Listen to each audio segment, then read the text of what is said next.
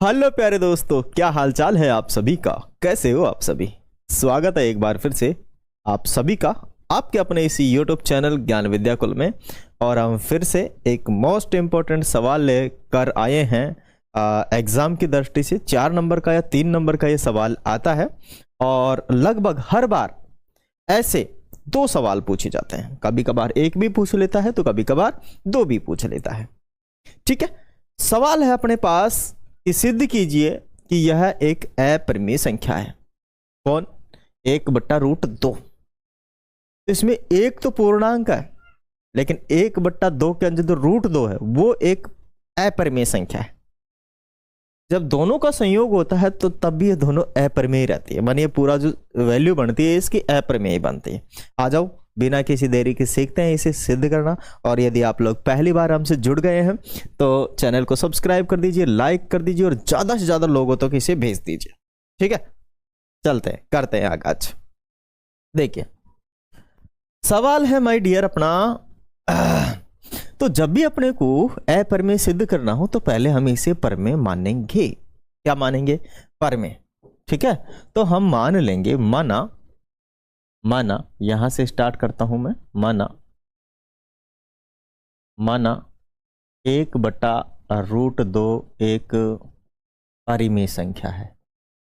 परिमेय संख्या है। इफ यदि यह परिमेय संख्या है तो अकॉर्डिंग टू परिमेय संख्या, माने परिमेय संख्या के परिभाषा क्या अकॉर्डिंग, माने डेफिनेशन ऑफ परिमेय नंबर जो है परिमेय संख्या है, रेशनल नंबर, तो उसकी डेफिनेशन क्या है? डेफिनेशन है अगर कोई परिमेय संख्या है तो उसे आप P/Q के रूप में लिख सकते हैं। P और Q दोनों पूर्णांक होने चाहिए, P और Q सहभाज्य होने चाहिए और Q 0 के बराबर नहीं होना चाहिए। This is definition of rational number. यह रेशनल नंबर की क्या है? डेफिनेशन है। ठीक है, एक बार फिर से समझिए, अगर कोई संख्या परिमेय संख्या है तो हम उसे P/Q के रूप में लिख सकते हैं, मतलब एक भिन्न के रूप में लिख सकते हैं, एक फ्रैक्शन के रूप में लिख सकते हैं। और यदि वो रेशनल नंबर नहीं है तो उसे हम नहीं लिख सकते। ठीक है, चलिए आ जाइए, तो बिना किसी देरी के करते हैं इसे स्टार्ट। तो डेफिनेशन के अनुसार अपने पास 1/√2 है। अगर ये परिमेय है तो हम इसे P/Q के रूप में या P/Q के बराबर में लिख सकते हैं। क्या कर सकते हैं? P/Q के बराबर में लिख सकते हैं। अब यहां डेफिनेशन भी देनी पड़ेगी, है ना, ये तो हमें बताना पड़ेगा कि परिमेय संख्या की डेफिनेशन क्या है। तो यहां लिखेंगे जहां P और Q दोनों पूर्णांक है, पूर्णांक तथा सहभाज्य बोले तो कोप्राइम बोलते हैं ना, सहभाज्य संख्याएं हैं,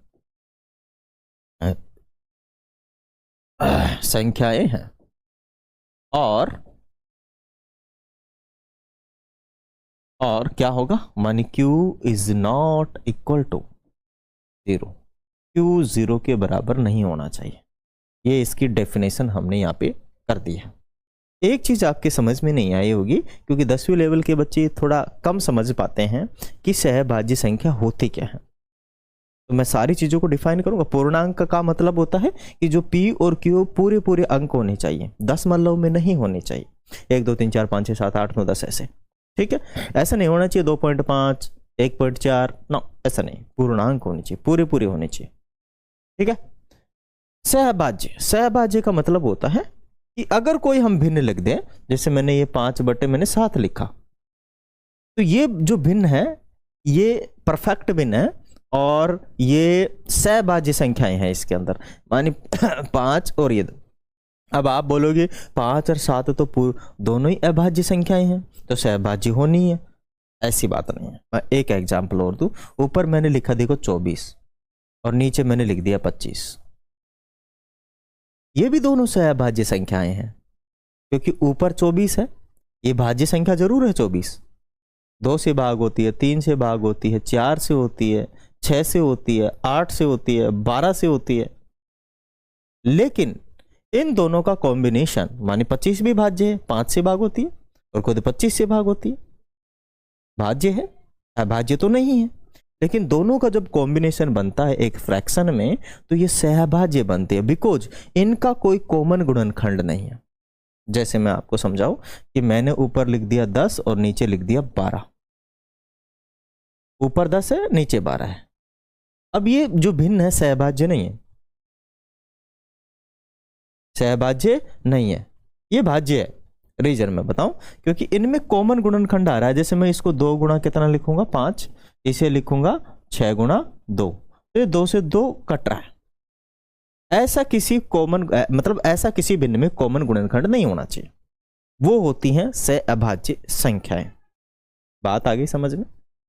समझ में आई नहीं आई? तो यहां पर P और Q दोनों की दोनों क्या है? सहअभाज्य संख्याएं हैं।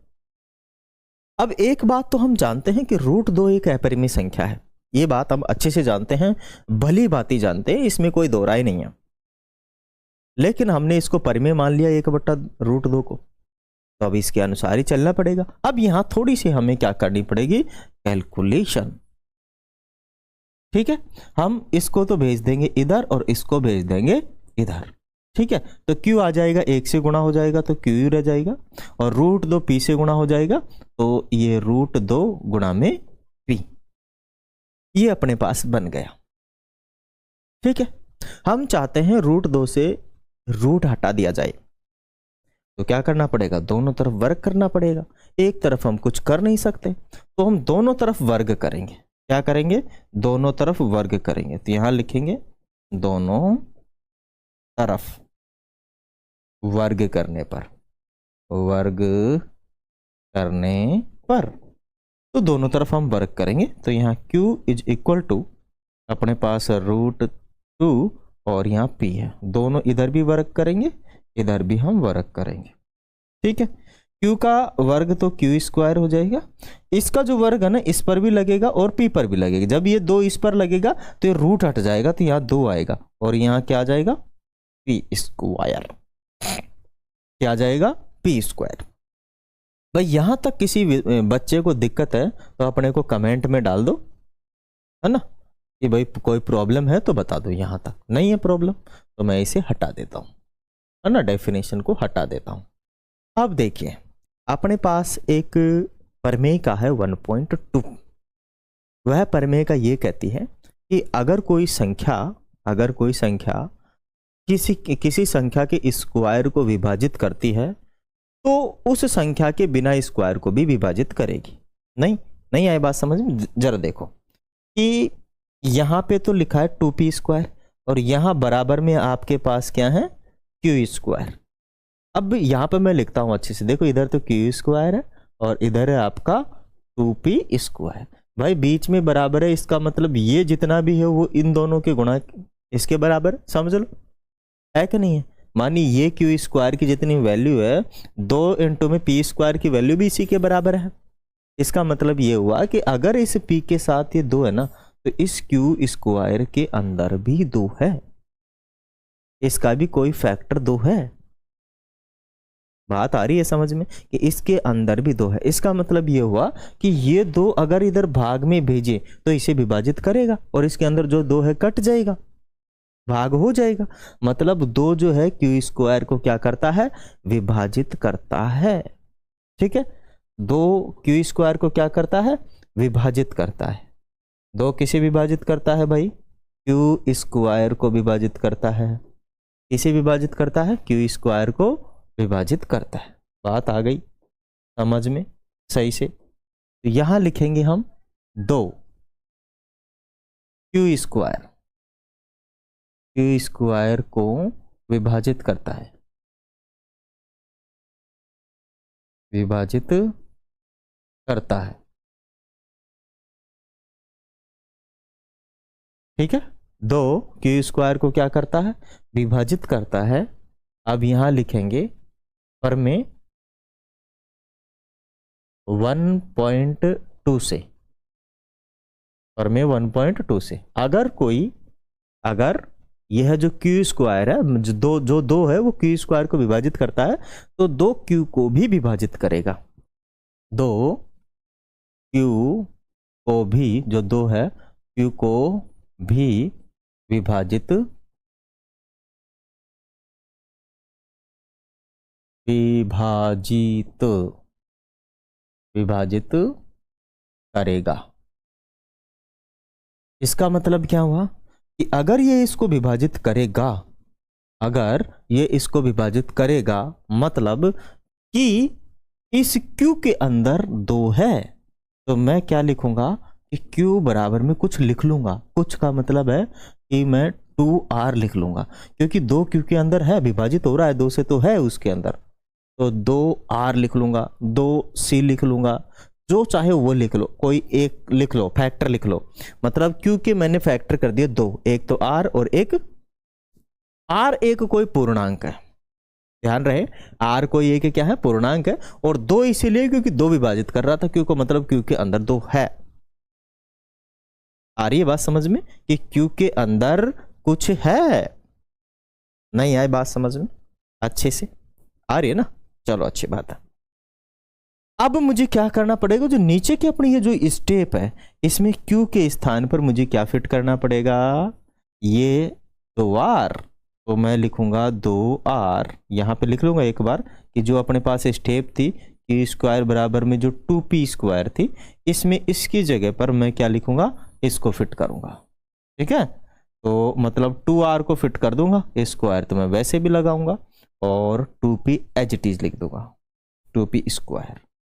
अब मैं इसका स्क्वायर करूंगा तो मुझे मिलेगा 2 गुणा 2, मानी 2 का स्क्वायर 4, और R का स्क्वायर यही मिलेगा मुझे। इधर क्या है, 2P स्क्वायर, इस 2 से ये इधर से भाग कर देगा, मानी काट देगा इसे, तो अपने पास क्या हो जाएगा, 2R square is equal to P square. अब जैसा कि माय डियर यहां पर कंडीशन बनी थी अपने पास, सेम कंडीशन वापस से फिर बन गई, लेकिन इस बार P के साथ बनी है ना? उस बार जो 2 था Q को विभाजित कर रहा था, इस बार P को विभाजित करेगा। इधर है तो इस वाले को विभाजित करेगा, क्योंकि ये गुणा में है, ये भाग में चला जाएगा, तो इसको भाग करेगा, मतलब कि इसके अंदर कोई ऐसी संख्या है जो इसे विभाजित करेगी। अब कोई का मतलब है 2 ही है, ठीक है। तो अब हम आगे लिखेंगे, क्या लिखेंगे आगे, हम आगे फिर से आगे क्या आ गया, हाँ कॉपी कर लेते हैं इसे, ठीक है। अब हम आगे लिखेंगे, क्या लिखेंगे कि भाई साहब अगर जो 2 है, अगर अपना जो 2 है वो P स्क्वायर को विभाजित करता है, तो वही 2 P को भी क्या करेगा, विभाजित करेगा। वही 2 P को भी क्या करेगा, विभाजित करेगा। पर में कौन सी है आपकी 1.2, ठीक है, पर में कौन सी 1.2, जाके देखना बुक में मिलेगी जरूर, ठीक है। ओके, तो ये इसको क्या करेगा, विभाजित करेगा, क्योंकि मैंने इसकी कर ली कॉपी, अब मैं इसे क्या कर सकता हूं, हटा सकता हूं। अब माय डियर एक बात बताओ, P के अंदर भी 2 है, Q के अंदर भी 2 है, मतलब दोनों का ही एक कम से कम कॉमन गुणनखंड 2 है, P का भी और Q का भी। इसका मतलब ये हुआ कि जब जो हमने ऊपर एक स्टेटमेंट दिया था, डेफिनेशन जो परिभाषा दी थी हमने परमेय संख्या की, वो तो ये थी कि P और Q दोनों के दोनों पूर्णांक और सहभाज्य है, मानी ये किसी संख्या से कटते नहीं है। लेकिन भाई साहब यहां तो मैट्री उल्टा हो गया, इनके अंदर तो दोनों में 2-2 कॉमन मिल गया, मतलब ये आपस में कट रहे हैं, सहभाज्य संख्या नहीं है। और जब ये सहभाज्य संख्या नहीं है तो भाई साहब पर में कैसे हुआ मामला, समझ आया?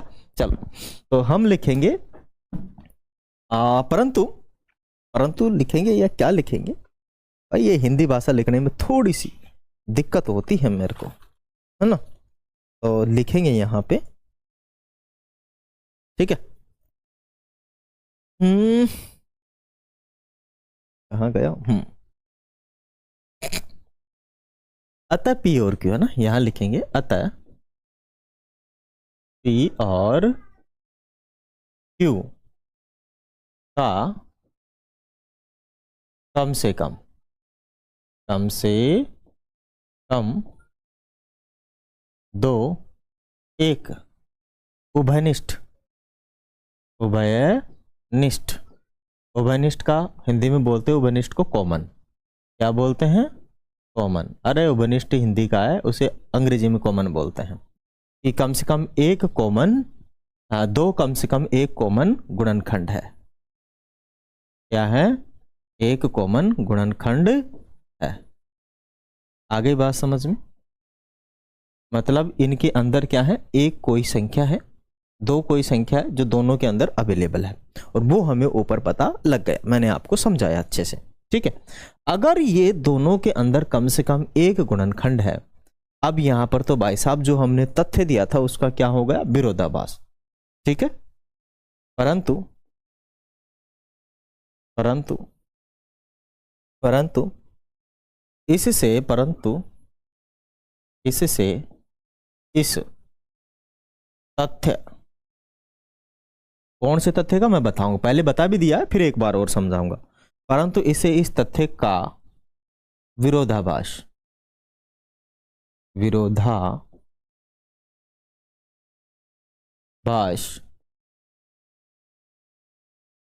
प्रकट होता है कि P और Q दोनों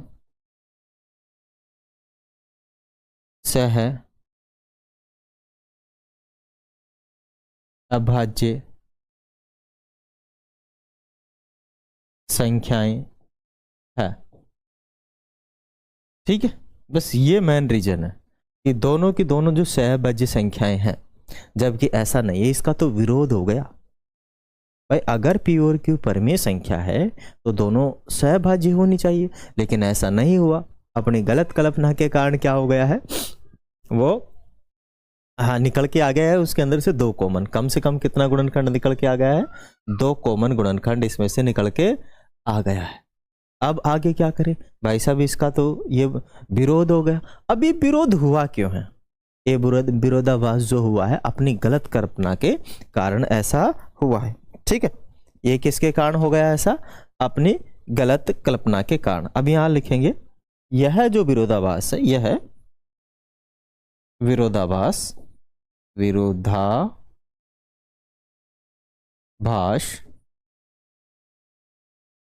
हमारी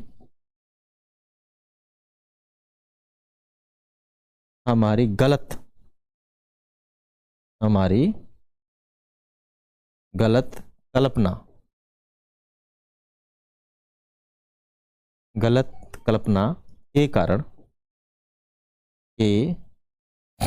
कारण प्राप्त हुआ है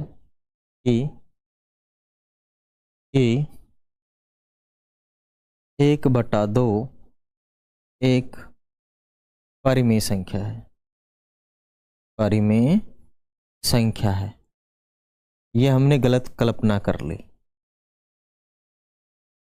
ठीक है, ये हमने जो गलत कल्पना की वो इतनी कर ली थी ऊपर कि P1/2 है वो एक परिमेय संख्या है ना। स्टार्टिंग में हमने मान लिया था यहाँ पे कि यहाँ पे हमने मान लिया था ये वाला इतना।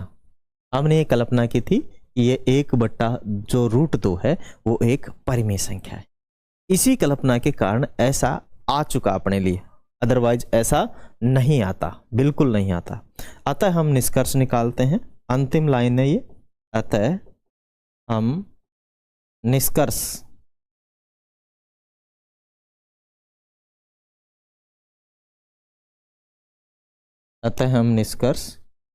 निकालते हैं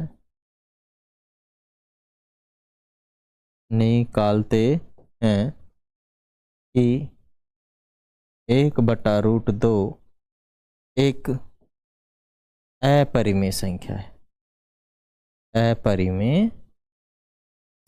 है। आगे बात समझ में? मैं एक बार फिर से आपको समझा रहा हूँ कि अपने पास संख्या जो है, समझ लीजिए, यहाँ से समझ लीजिए कि अपने को 1/√2 को सिद्ध करना है कि यह एक अपरिमेय संख्या है, तो हमें इसे परमेय मानना पड़ेगा। तो हमने इसे परमेय मान लिया। अब परमेय मान लिया तो हम जानते हैं परमेय संख्या की परिभाषा से कि अगर कोई परमेय संख्या है तो उसे हम p/q के बराबर में लिख सकते हैं। तो हमने इसे p/q के बराबर में लिख दिया, या p/q के रूप में लिख सकते हैं, तो वो हमने लिख दिया। अब इसकी डेफिनेशन देंगे। डेफिनेशन क्या है कि जहां p और q दोनों पूर्णांक तथा सहभाज्य संख्याएं हैं और q 0 नहीं है, क्योंकि q0 यदि बन जाएगा, q0 यदि बन जाएगा तो भाई साहब यहाँ CND बनेगा, क्योंकि 0 बनेगा, 0 का भाग हम p में देंगे, तो CND बनेगा। CND बोले तो कैन नॉट डिटरमाइन, पता नहीं कर सकते, तो फिर ये परमेय हो नहीं सकती। ठीक है ना, परमेय भी नहीं हो सकती, अपरमेय भी नहीं हो सकती, तो कुछ नहीं हो सकती। ऐसी कंडीशन में हमने ये मान लिया। अब इसकी थोड़ी सी कैलकुलेशन करें, क्रॉस मल्टीप्लाई कर लेंगे, इसको उधर भेज देंगे, इसको यहां भेज देंगे। अपने पास ये निकल के आ गया। अब हमें √2 का जो है रूट हटाना है, तो दोनों तरफ हम वर्क करेंगे, लिखेंगे भी, यहाँ समझाएंगे भी कि हम क्यों क्या किया हमने, तो हमने कर दिया इधर।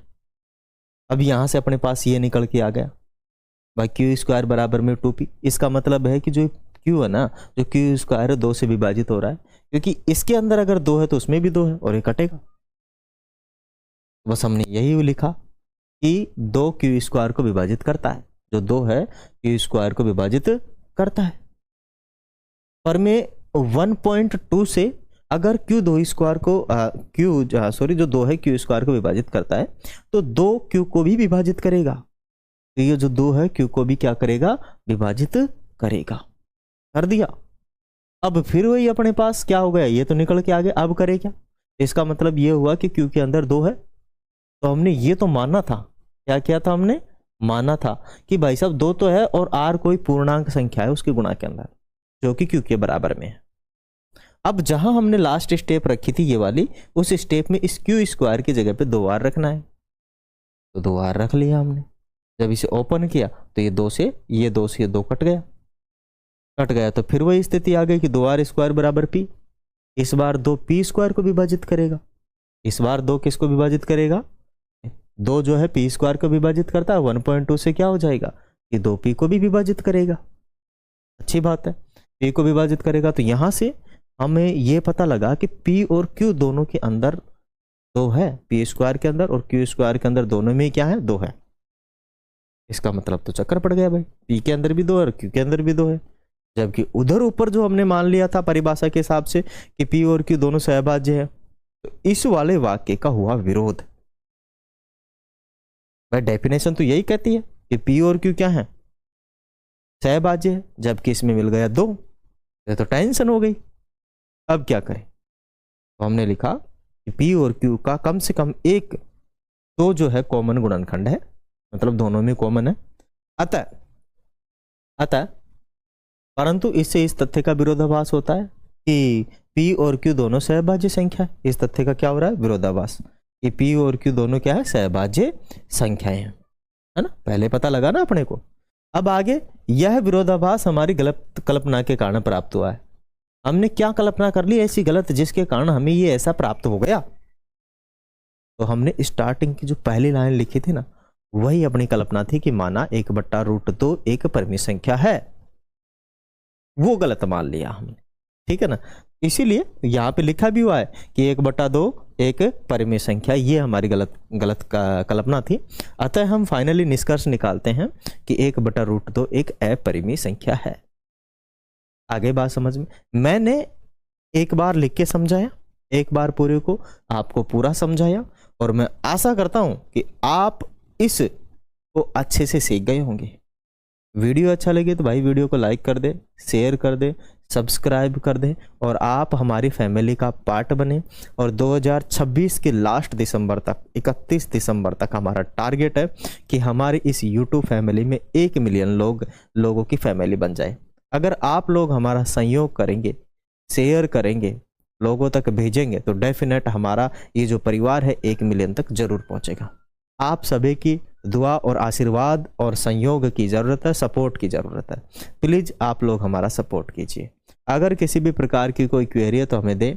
दूसरी बात, अगर किसी भी टॉपिक से रिलेटेड कक्षा 10 तक अगर आपको प्रॉब्लम आ रही है तो आप हमें हमारे व्हाट्सअप नंबर जो कि ऊपर दिए गए हैं 9799751249 पर हमें हमारे व्हाट्सअप से जुड़कर मैसेज कर सकते हैं आपकी क्वेरी, हम उस पर आपको डिटेल्ड वीडियो बना के भेज देंगे।